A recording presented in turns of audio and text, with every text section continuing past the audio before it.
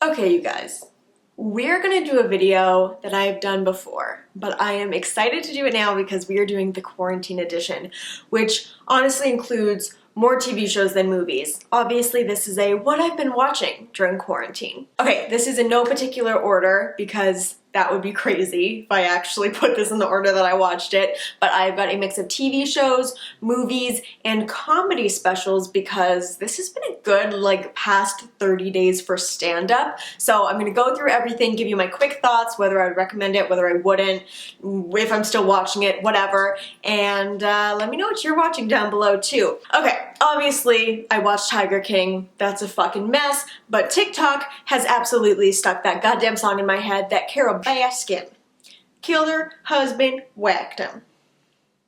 It's addicting.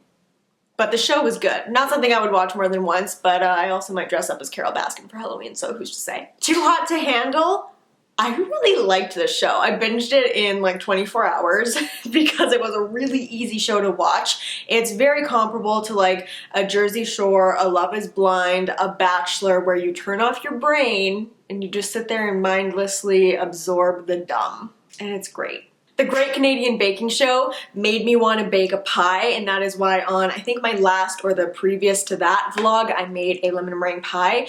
I just like watching this while I'm cooking. It's really inspiring. It also makes me want to try a pavlova, and I also want to try that bread thing that they made in the bread week for the first season. I don't know, it looks good, so I want to do it. I still haven't watched the second season, but the first season is good enough that I want to watch it, and I've never seen The Great British Baking Show, which is what I assume the name would be, but I will watch that now. This movie, okay, The Ninth Gate. This has Johnny Depp in it. It came out in, I think, like 1999. This man is on the hunt for these different versions of this book that once put together, the images create a pathway to hell.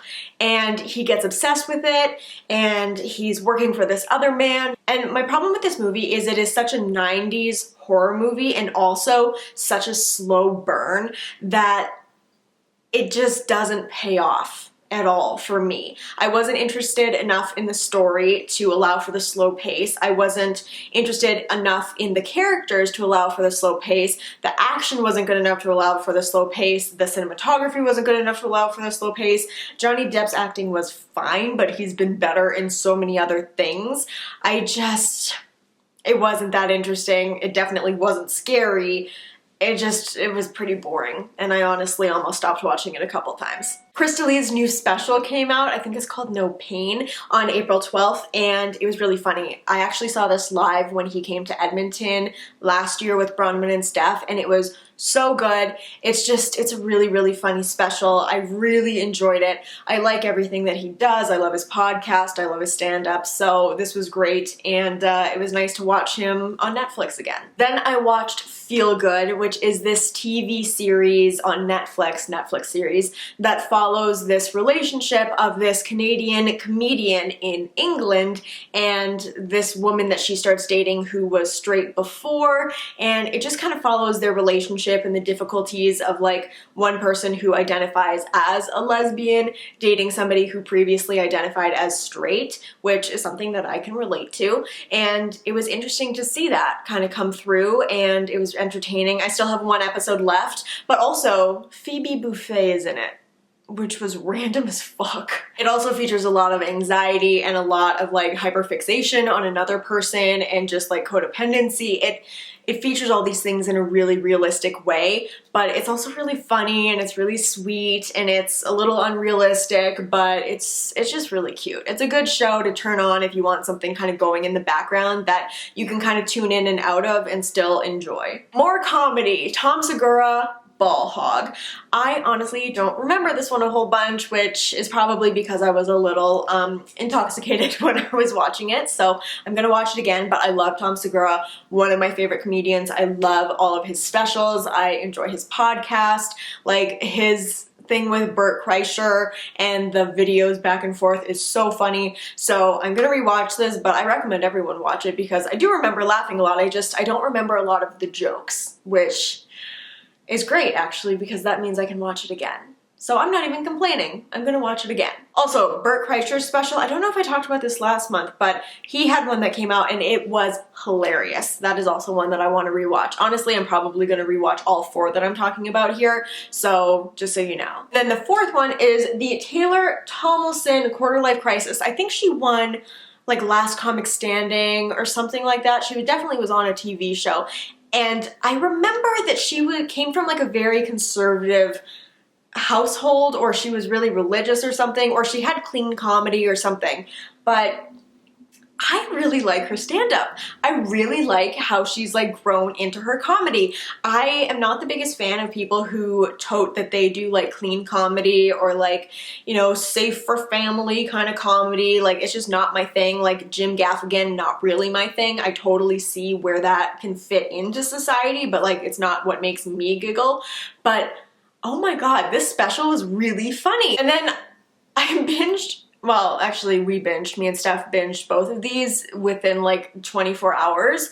Dollface, which has Kat Dennings in it. It's got, oh my gosh, what is her name from Pretty Little Liars? Brenda Song, but also, oh my god, what's her name? Shay Mitchell. So it has those 3 women in it. And it is such a weird fucking show. It just talks a lot about female friendship, and it's a little out there, it's a little wacky, it's a little like, this wouldn't happen obviously. It's kind of like, if you watched it while you were really high, you'd be a little like, what the fuck is happening right now? But also, it would be a good goddamn time. If you're wanting a show that you can really get into the characters, really get into the story, it's really creative, the writing's good, the jokes are funny, it's just a really good, well-created show, and also it's quick enough to binge through. I think it's like 10 episodes. This is it for you. I think it's like 24 minutes per episode, so it's really fast to get through. And then, oh my god, this was such a good goddamn show, Mrs. Fletcher. Oh my god, this show, we binged this in 8 hours, I think. I think it must have been like 8 hours, because what is there, like 8 episodes, maybe 9, and we just went from like 1 to 9 all the way. Like we did not pause, we did not pass go, we just kept fucking going because it was so good. It has the woman from Bad Moms. The basic premise is a divorced woman jumpstarts her love life by adopting a sexy new persona and discovers that her world is full of unexpected and sometimes complicated erotic possibilities. And the woman who is the lead is Catherine Han. There's also like a bunch of really great supporting characters in it as well. The storylines and the side storylines are amazing. The main one follows Catherine Hahn's character, Mrs. Fletcher, and her son like goes away to college. She's an empty nester now. She and her husband were divorced and he's remarried with a new kid, and she has basically relied her whole divorcee life on raising her kid, who's honestly kind of a piece of shit. And now that he's away at college and not relying on his mom, she can kind of grow into like a sexual being. So she takes this writing class and she gets all these new friends and she meets a new love interest who is way younger than her. And she just keeps having all these like fantasies while she's in the supermarket and like wanting to make out with a woman, and like she's just exploring her sexuality. Meanwhile, her son is realizing that it actually doesn't pay to be a giant piece of shit in the real world like it did in his high school experience. So it's just a really, really good show. The supporting characters and their storylines are genius. Like, absolutely loved it. And then let's do the last one that I have been binging consistently. A lot, 5 seasons worth, 3 seasons to go. It's Castle. Let me just say, if you haven't seen Castle, it's a really easy premise. There's a writer, he writes crime books, he gets paired up with a cop, and they become partners and they solve crimes, and there's that like will they won't they romantic tension, and he has a great relationship with his mother and his daughter, and it's such a good goddamn show. But Castle is played by Nathan Fillion, who I just found out was born and raised in Edmonton, went to the university that I went to, love that, and obviously he was on my favorite show of all time, Buffy the Vampire Slayer. He came in the 7th season, and he was the priest, and he also was in Firefly, which was directed obviously and created by Joss Whedon, and he's just big in the kind of Buffyverse. And there have thus far been 3 very blatant references to Buffy and to Joss Whedon The first one being like just a fair Buffy call out, the second one being somebody getting like sliced up from like the dick up, which is how his character dies in Buffy, and then another reference to Firefly. And every time there's a reference to his other like work, I am so happy. And the chemistry between the two leads, Nathan Fillion and, oh my god, who plays Beckett? Kate Beckett. I need to know her name because she's fucking gorgeous. Stana Katic. Gosh, she's beautiful. But the chemistry that they have is great.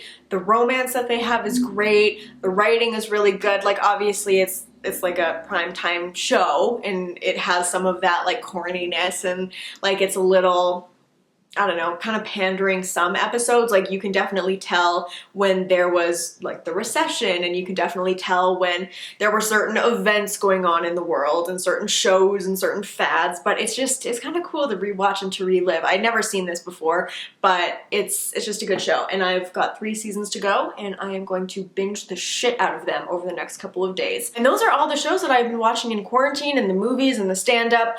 Here and there, I guess I've been watching New Girl because my roommate Jess fucking loves New Girl. It is a good show. Anyways, that is it. Thank you so much for watching this video. Let me know what you have been watching down below. Let me know if you want reviews on any of these things. I might do kind of a deep dive into Castle when I'm done watching it because it's the one show that I've been like legitimately binging, and it's kind of a like longer form show. And then I think after this I want to watch The Mentalist or maybe The Outsider. I've been seeing a lot about that. I don't know. Give me show suggestions. I'm kind of like binging little shows in between Castle, but my next long form show, give me one to watch. Okay. I love you very much, and I will see you in a couple of days. Bye.